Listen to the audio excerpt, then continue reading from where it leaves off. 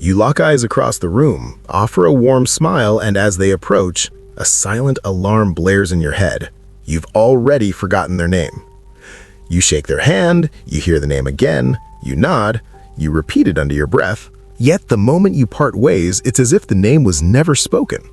You remember the color of their shirt, the way they laughed, but that simple label is gone.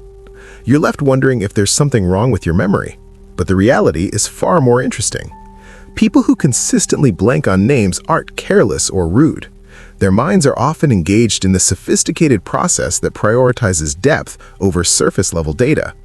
Today, we're going to explore the hidden psychology behind this common frustration and uncover what this habit reveals about how your mind is truly wired.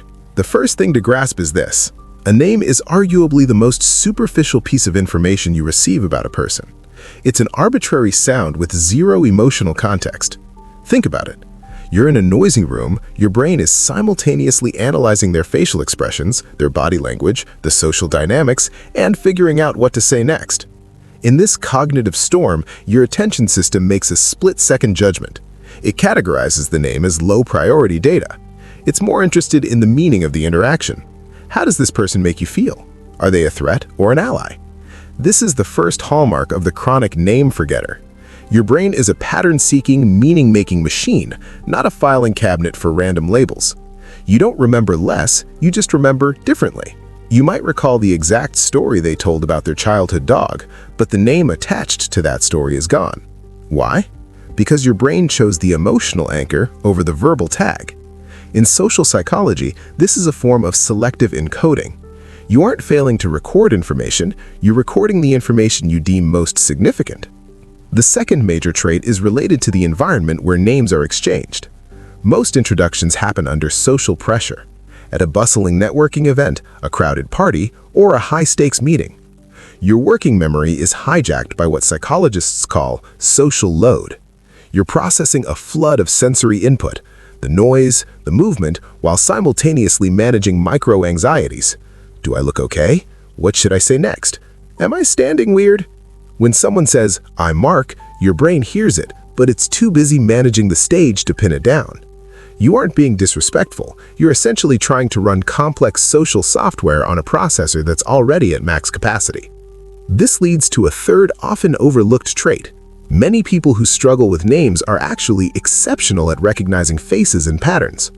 You're the person who can spot a familiar face in a crowd from 50 yards away, but still freeze when you have to address them.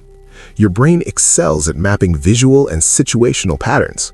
You see them and your mind races through a Rolodex of locations: gym, university, former job, friend's cousin. Names, however, are essentially random labels with no pattern. Your brain latches onto the structured, visual information and discards the random piece of data. Now here's where it gets deeply personal.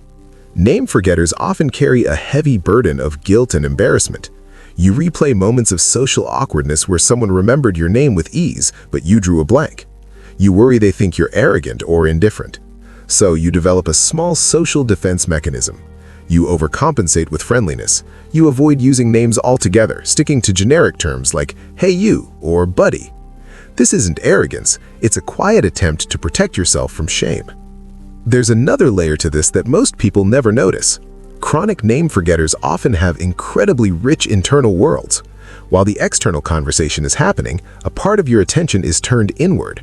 You're analyzing the subtext, observing their emotional state, thinking several steps ahead, or even daydreaming. This internal commentary, this constant analysis, steals the cognitive bandwidth needed for the simple, mechanical act of hear name, repeat name, store name. You appear fully present, but your mind is mapping the bigger picture, and the name gets sacrificed in the process. The same brain that drops names often holds on to souls. But this brings us to a counterintuitive truth.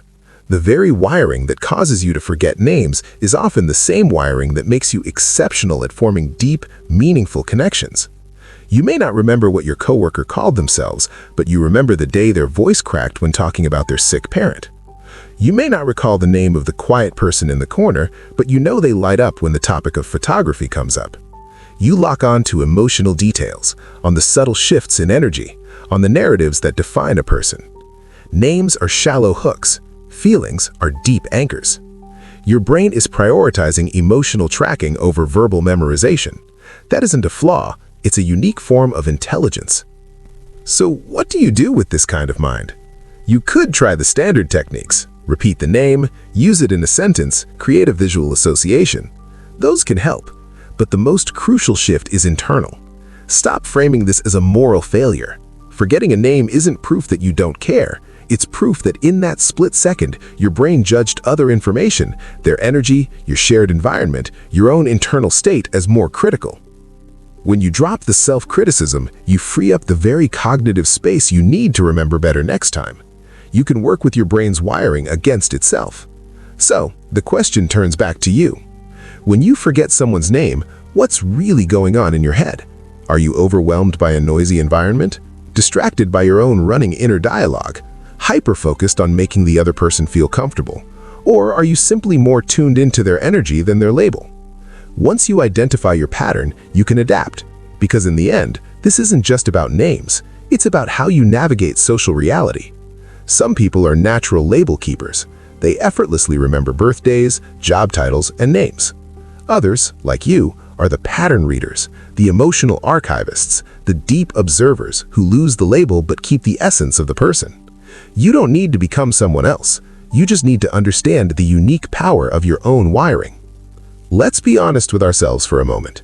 Do you forget names all the time but remember everything else about a person? And if that's you, does it leave you feeling rude, anxious, or simply amused by this quirky way your brain works? Let me know in the comments which one resonates with you. If this perspective helped you see your own mind in a new light, make sure to hit the like button to support Quiet Strength. And if you know someone who always says, "I'm so bad with names," share this video with them. If you want more explorations into the hidden corners of your psychology, subscribe and hit the notification bell so you don't miss the next deep dive.